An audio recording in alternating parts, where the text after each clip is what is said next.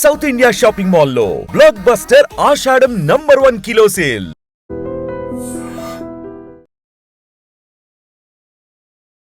Breaking news చూస్తున్నారు. రవితేజ ఇంట్లో విషాద ఛాయలు నెలకొన్నాయి.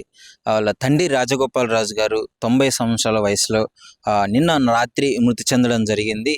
సో గతంలో ఆయన రియల్ ఫాదర్ సినిమాలో ఎక్కువగా కోట శ్రీనివాసరావు గారు ఫాదర్ క్యారెక్టర్గా వేసిన ఆయన. సో ఆయన మొన్ననే చనిపోవడము, మళ్ళీ వెంటనే ఈయన రియల్ ఫాదర్ రాజగోపాల్ రాజు గారు కూడా చనిపోవడం జరిగింది. సో రవితేజ గారి ఇంట్లో అయితే చాలామంది దుఃఖ శోకంలో మునిగిపోయారు. అదేవిధంగా ఫ్యాన్స్ కూడా చాలామంది కండోలెన్స్ తెలుపుతున్నారు. అన్న మీరు స్ట్రాంగ్గా ఉండాలి అని చెప్పేసి ఆ ఫ్యాన్స్ దగ్గర నుంచి కూడా చాలామంది మెసేజ్లు పెట్టడం జరుగుతుంది. ఫ్యాన్స్ కూడా సంతాపం వ్యక్తం చేయడం జరుగుతుంది. అదేవిధంగా పలువురు సినీ ప్రముఖులు కూడా రవితేజ గారిని చూడడానికి వెళ్ళారు. వాళ్ళ ఫాదర్ ఫ్యూనరల్ కార్యక్రమాల్లో పాల్గొనడానికి చాలామంది సినీ ప్రముఖులు కూడా రావడం జరిగింది. అలాగే సెలబ్రిటీ శ్రీలీల గారు కావచ్చు, చిరంజీవి గారు కావచ్చు, వీళ్ళందరూ వాళ్ళ బాధ్యత ప్రకారము ఒక సాటి యాక్టర్గా వాళ్ళ ఫాదర్ చనిపోయినందుకు సో సంతాపం వ్యక్తం చేశారు. వాళ్ళు కూడా వచ్చి ఆ కార్యక్రమాల్లో పాల్గొన్నారు. ముఖ్యంగా ఆయనకి 3 కుమారులు ఉన్నట్టు తెలుస్తుంది. రవితేజ గారు, అదేవిధంగా ఇంకొకరు భరత్ గారు. ఆయన కూడా మనకి సినిమాల్లో మీరు ఎక్కువగా చూసే ఉంటారు తరచు. 2017లోనో అప్పుడు కారు ప్రమాదంలో ఆయన చనిపోవడం జరిగింది. సో ఆ తర్వాత 2 కొడుకులే ఉన్నారు. సో 90 ఏళ్ళ వయసు కాబట్టి ఇంకా ఆయన చనిపోవడం జరిగింది. అనారోగ్య పరిస్థితులు ఏమీ లేవు. ఆయన వయసు అయిపోయింది. సో వయసు అయిపోయింది కాబట్టి ఆయన నిన్న రాత్రి మంగళవారం రవితేజ గారి ఇంట్లోనే చనిపోవడం జరిగింది, మన జూబ్లీ హిల్స్లోనే.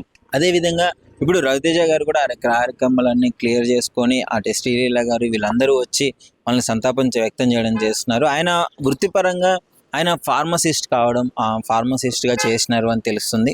సో ఫార్మసిస్ట్ ఆయన ఎక్కువగా రవితేజ గారు అయితే వాళ్ళ ఫ్యామిలీ గురించి ఎక్కువగా బయట సెలబ్రిటీ కాబట్టి అందరి సెలబ్రిటీలు వాళ్ళ ఫ్యామిలీని పరిచయం చేసినట్టు రవితేజ గారు ఎక్కువగా చెయ్యరు. ఎక్కువగా మీడియా ముందు కానీ కెమెరాస్ ముందు కానీ తీసుకురావరు. ఎప్పుడు మీడియా ముందు కనిపించే విధంగా వాళ్ళ ఫ్యామిలీ అయితే ఉండదు.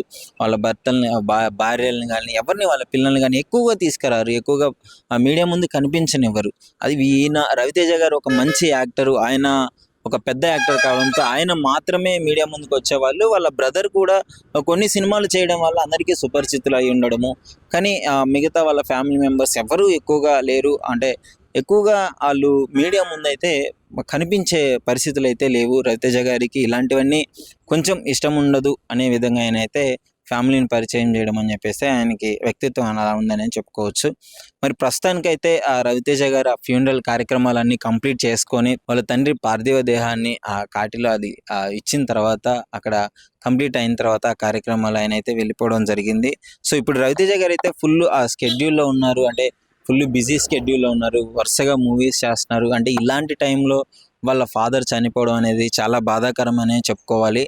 సో వాళ్ళ ఫ్యాన్స్ దగ్గర నుంచి కూడా చాలా మంచి సపోర్ట్ అందుతుంది.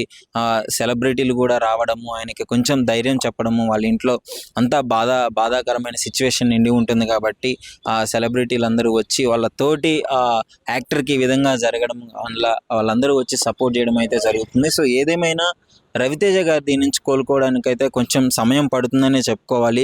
సో తర్వాత మళ్ళీ యథావిధిగా ఆయన కార్యక్రమాలు, ఆయన స్కెడ్యూల్కి ఆయనకి వెళ్ళడం అయితే జరుగుతుంది. సో ఈ బాధ నుంచి మర్చిపోవడానికి ఆయన కొంచెం టైం పడుతుంది అని చెప్పేసి కూడా ఫ్యాన్స్ అయితే వ్యక్తం చేస్తున్నారు. నిజంగా ప్రస్తుతం ఉన్నటువంటి సమాజం దేనికి ప్రయారిటీ ఇస్తుంది?